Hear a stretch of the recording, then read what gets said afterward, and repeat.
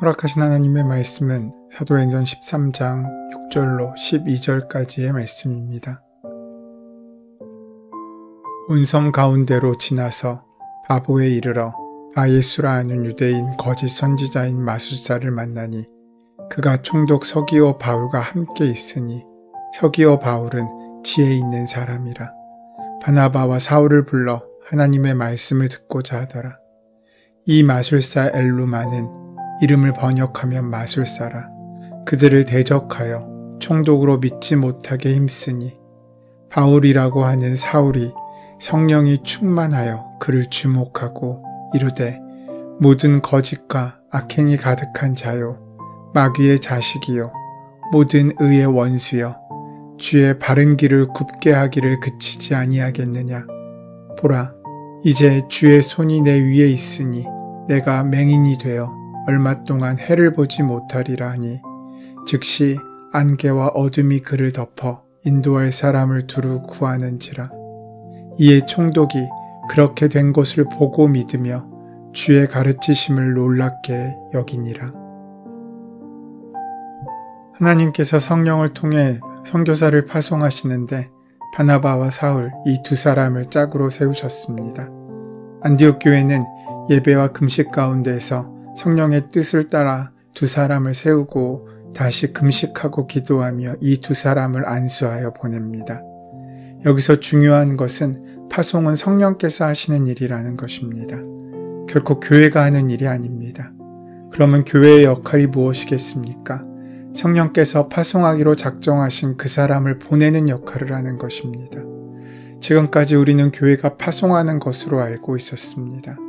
하지만 교회가 파송을 한다면 그것은 사람의 뜻으로 하는 것일 수밖에 없습니다. 그러기에 이것은 잘못된 생각입니다. 모든 영혼의 구원을 위해서 작정하신 분은 하나님이시고 일하시는 분은 성령님이십니다. 그래서 파송자가 성령님이신 것입니다.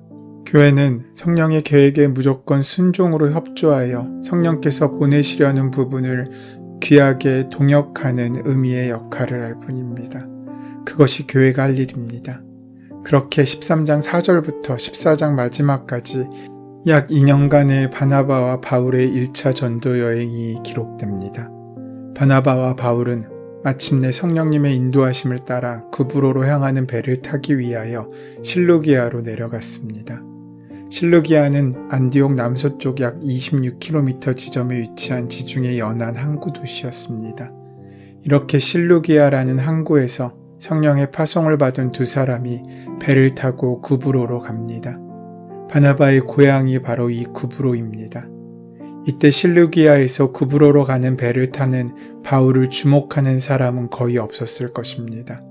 그러나 그날 실루기아 항구를 출발한 배는 단순히 바울이 탄 배가 아니었습니다. 그 배길이 바울의 인생을 바꾸었고 인류의 역사를 바꾸어 놓았습니다. 바나바와 바울이 성령님의 보내심을 받아 처음 도착한 곳이 바나바의 고향인 구브로입니다. 부활하신 예수님께서는 제자들에게 땅끝까지 이르러 내 증인이 되라고 말씀하셨습니다. 하지만 제자들이 처음부터 땅끝으로 간 것은 아니었습니다. 먼저 그들의 삶의 자리였던 갈릴리로 부르신 다음 바로 그곳서부터 하나님의 은혜의 삶을 살게 하시고 그 지경을 넓혀 가셔서 결국 땅끝에 이르게 하신 것입니다. 성령께서 땅끝까지 이르러 내 증인이 되리라고 하실 때 예루살렘부터 나열한 이유가 바로 여기에 있습니다. 복음의 역사의 진행이 예루살렘을 지나 가이사랴를 지나 안디옥까지 이르렀습니다. 이것이 바른 순서입니다. 지금부터 내 삶의 반경 안에 있는 사람들에게 복음을 전하고 복음을 나눠야 할 책임이 있는 것입니다. 역시 갈릴리는 제자들의 고향이었습니다. 다메섹으로 가는 길 위에서 바울을 부르신 주님께서는 바울이 그 즉시 복음을 증거하는 삶을 사는 것을 허락하지 않으시고 그로 하여금 13년이나 다소에 거하게 하신 다음 안디옥으로 불러내셨습니다. 다소는 바울의 고향이었습니다. 이 말씀에서도 우리가 기억해야 할 것은 주님의 명령에 순종하여 땅끝까지 그리스도인의 삶을 사는 것의 출발은 언제나 자기의 고향, 자기를 아는 사람들 앞에서부터 시작한다는 것입니다. 우리를 잘 아는 사람들 앞에서 우리는 그리스도인이 되어야 하고 하나님의 사람들이 되어야 합니다. 그때에만 우리는 우리를 모르는 사람들 앞에서도 그리스도인으로 하나님의 사람으로 살아갈 수 있기 때문입니다. 그렇기에 고향인 구브로에 도착해서 그들은 복음의 전도자의 삶을 살고 나누었습니다. 그것이 땅끝을 이루는 귀한 복음의 여정의 시작이 되기 때문입니다. 그렇게 고향인 구브로에 도착해서도 바나바와 바울은 유대인의 회당으로 먼저 들어가 복음을 전합니다. 살라미는 구브로의 섬 가장 동쪽에 있는 항구였습니다. 바나바와 바울 일행은 살라미에 도착하자마자 유대인의 여러 회당을 찾아가 복음을 전했습니다. 여기서 회당은 단수가 아닌 복수형으로 기록됩니다. 그러니까 그곳에는 이미 상당히 많은 유대인들이 살고 있다는 것을 의미합니다. 구브로 섬에는 BC 약 320년경부터 유대인들이 거주했던 것으로 알려져 있습니다. 바나바와 바울은 헬라인들이나 이방인들을 먼저 찾아간 것이 아닙니다. 아직도 무지한 가운데 영적인 눈이 열리지 못해서 복음을 알지 못하고 생명의 예수의 소식을 듣지 못했던 고향 사람들의 회당 안으로 먼저 들어가서 복음을 증언하고 있습니다.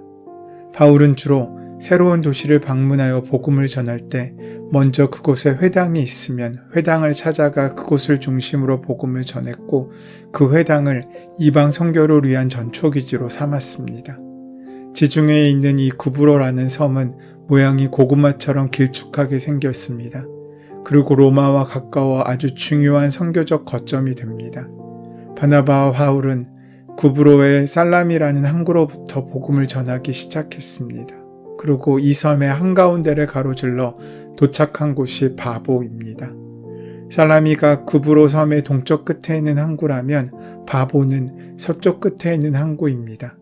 그러니까 바나바와 바울 일행은 문자 그대로 구브로 섬 한가운데를 관통하면서 복음을 전한 곳입니다. 그런데 이 바보에는 총독 서기오 바울의 관저가 있었습니다. 그 땅의 총독 서기오 바울은 영적인 갈급함이 있었던 사람이었습니다. 그래서 그는 바나바와 바울을 초대해서 구원의 복음을 듣고 싶어 했습니다. 그런데 바예수라 하는 박수가 복음 증거를 방해하고 나섭니다. 당시 구브로에서 총독은 가장 높은 직책의 사람이었습니다. 하지만 실상 그보다 더 높은 사람이 있었습니다. 총독을 조종하는 자가 있었기 때문입니다. 그가 바로 바예수라 하는 거짓 선지자입니다. 이것은 그 당시 문명이 발달하지 못한 옛날이기 때문의 일이 아닙니다. 지금도 마찬가지입니다. 지금도 선거철이 되면 국회의원들이 점을 보러 다닌다는 얘기가 심심치 않게 등장합니다. 정치인들의 배후에 무속인이 있다는 사실도 우리는 미루어 짐작해 볼 수 있습니다. 이처럼 구브로 섬 전체를 실제로 장악하고 있었던 것은 악한 영의 권세였습니다. 바울 일행은 총독을 만나는데 그 곁에 바예수라 하는 거짓 선지자이자 마술사가 있었습니다. 여기서 마술사는 우리가 알고 있는 것처럼 무대 위에서 사람들을 놀랍게 만드는 특별한 재능이 있는 사람들이 아니라 거짓 선지자라는 뜻을 갖고 있습니다. 그의 이름이 바예수라고 합니다. 여호수아의 아들이라는 뜻입니다. 그런데 히브리식 이름인 여호수아는 구원자란 뜻이고 그 이름의 헬라식 표기가 예수입니다. 따라서 그는 스스로 구원자의 아들, 즉 자기 역시 구원자임을 사칭하던 사람이었습니다. 그런데 그런 거짓 선지자인 마술사를 곁에 두고 있는 사람이 총독 서기오 바울이었습니다. 총독이면 배우지 못한 사람이 아닙니다. 판단력이 없는 사람도 아닙니다. 그는 당시 사람 중에 가장 총명하고 뛰어난 사람 가운데 하나였을 것입니다. 그래서 지혜가 있는 사람이라고도 합니다. 그럼에도 자신의 곁에 마술사와 무당을 두고 있던 것입니다. 세상의 지혜가 이러합니다. 2000년 전 과거의 일뿐만 아니라 첨단 과학이 발달하고 사람들이 과거보다 비교할 수 없을 정도로 많이 배운 오늘날도 다르지 않습니다. 점집은 여전히 성행하고 있고 신문에는 오늘의 운세가 빠지지 않고 등장합니다. 게다가 성공하고 출세한 사람들 중에 무속인에게 빠져있는 사람도 적지 않습니다. 사람이 만물의 영장이어도 그 마음에 하나님의 말씀이 없고 하나님을 목적으로 삼지 않는다면 우리 역시 서기오 바울과 다르지 않다는 것입니다. 그래서 성경은 여호와를 경외하는 것이 지식과 지혜의 근본이라고 잠언서를 통해 말씀하십니다. 즉 하나님을 경외함이 없으면 근본이 없는 사람이 되는 것입니다. 참된 진리에 목마름이 있었던 서기오 바울은 바울 일행에게 하나님의 말씀을 듣기 원했습니다. 그런데 이 마술사가 방해했습니다. 엘루마 도 마술사라는 뜻의 의미를 갖고 있습니다. 그는 총독으로 하여금 믿지 못하게 힘썼다고 합니다. 즉 바울이 전하는 말마다 마술사가 그 의미를 왜곡하여서 그로 하여금 바울의 말을 듣지도 신뢰하지도 못하게 만든 것입니다. 엘루마가 복음이 전해지는 것을 가로막은 이유는 순전히 자신의 이기적인 욕심 때문이었습니다. 그는 그동안 구브로 섬에서 실질적인 지배자 노릇을 했습니다. 그로 인해서 그에게 얻어진 유익이 컸습니다.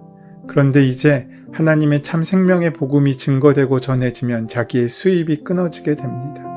자신의 이익과 곧바로 연결되어 있는 일이기 때문에 그는 더 절박했을 것입니다. 엘루마의 유일한 관심은 자신의 이익과 관련되어 있는 것이었습니다. 이것이 전형적인 세상 사람들의 삶의 철학입니다. 세상의 사람들이 추구하는 것은 결국 생명보단 돈입니다. 누군가의 생명보다 자신이 버는 돈을 더 중요하게 생각한 결과 그 역시 하나님의 역사의 장애물이 되어버린 것입니다. 아무리 그가 고귀한 직업을 가지고 산다고 해도 예수님의 영이 없는 사람은 결국 다 돈으로 귀결되는 인생을 살 수밖에 없습니다. 그래서 마술사는 총독이 바나바와 바울의 말을 귀를 기울이지 못하도록 방해하는 것입니다. 하지만 이러한 상황을 두고만 볼 수 없었던 바울은 아주 신랄하게 비판을 퍼붓습니다. 그는 영혼을 사랑했기 때문에 이렇게 통렬하고 준엄하게 질책할 수밖에 없었습니다. 사울은 성령의 보내심을 받아 성령에 충만하여 그곳에 갔습니다. 그가 하는 모든 일들은 결국 성령께서 하시는 일이었습니다. 성령께서 바울로 하여금 어둠의 권세에 짓눌린 영혼들을 보게 하셨습니다. 이에 대해 바울은 단호하게 대응합니다. 마술사 엘루마는 총독도 어떻게 하지 못하는 사람이었습니다. 구브로 섬의 실질적인 실권자였습니다. 복음을 전하는 사울의 처지는 구브로 섬의 손님일 뿐이었습니다. 나그네입니다. 두려워할 수도 있는 일입니다. 그러나 그는 두려워하지 않습니다. 그는 영적인 담대함을 가지고 박수 엘루마를 꾸짖었습니다. 그는 예수 그리스도께서 정말로 그와 함께 계시고 영적인 전쟁은 주님께 달려있다는 사실을 믿었기 때문에 담대할 수 있었습니다. 성경에 지식이 있다고 악한 영이 떠나는 것이 아닙니다. 착하게 산다고 악한 영이 사라지는 것이 아닙니다. 예수의 이름으로 그 권세를 가지고 악한 영에 대적할 때 더러운 귀신은 떠나게 돼 있습니다. 11절을 보면 사울이 아주 강하게 선언합니다. 보라, 이제 주의 손이 내 위에 있으니 내가 소경이 되어 얼마 동안 해를 보지 못하리라. 그랬더니 즉시 안개와 어두움이 그를 덮어서 인도할 사람을 찾게 되었다고 성경은 말합니다. 그는 모든 것을 다 보고 있는 것처럼 사람들이 현혹하였지만 결국 하나님의 권세 앞에 눈 멀어 자신의 실상이 드러나고 만 것입니다. 이제까지 스스로 구원자인 것처럼 행동했던 바예수는 그 눈이 멀게 되어 자신을 인도해 줄 사람을 찾아야 했고 그 모습을 본 총독은 하나님을 믿게 되었습니다. 이 마술사는 얼마 동안 해를 보지 못했다라고 증거하는 것으로 보아 그 이후에 다시 볼 수 있게 되었을 것입니다. 그가 다시 시력을 얻은 후에는 거짓 선지자의 삶의 마침표를 찍고 하나님을 경외하는 삶으로 새 출발하게 되었을 것입니다. 그래서 서기오 바울 총독뿐만 아니라 구브로 섬 안에 복음의 문이 열리게 됩니다. 우리가 온전히 예수를 믿을 때 우리는 악한 영에 대적할 수밖에 없고 싸워야 할 영적 싸움을 피할 수 없습니다. 바로 그 자리 가운데 우리가 의지할 것은 그동안의 우리의 삶의 자랑들이나 우리가 갈고 닦았던 우리의 영적인 지식이 아니라 주 예수 그리스도의 이름으로 담대히 대적하여 맞서는 일입니다. 지금도 영적인 싸움에서 승리한 것을 통해서 우리 자신도 더욱더 믿음 안에 서고 그리고 주변의 수많은 사람들에게 복음의 문이 열리는 것이 우리를 향하신 하나님의 계획이십니다. 사랑하는 여러분, 담대하게 사도 바울처럼 우리에게 허락하신 영적인 권세를 사용하여 악한 영에 대적하시고 이기시고 승리하는 귀한 삶을 살아가시게 되기를 소원하고 축원합니다. 은혜의 주님, 오늘도 하나님의 지혜를 가진 사람이 되게 하여 주시옵소서. 그래서 오늘 하루 우리가 삶의 자리에 어디에 있다고 할지라도 그곳에서 주님의 증인으로 살며 영적 전쟁에 이기고 승리하는 귀한 삶을 살아갈 수 있도록 채우시고 함께하여 주시옵소서.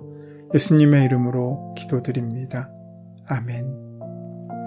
이제 오늘 이 아침 우리에게 허락하신 본문의 말씀이 오늘 나에게 주시는 말씀으로 만나지기 위하여 본문의 말씀을 깊이 묵상하시고 함께 기도하는 시간 가지도록 하겠습니다. 함께 기도합니다.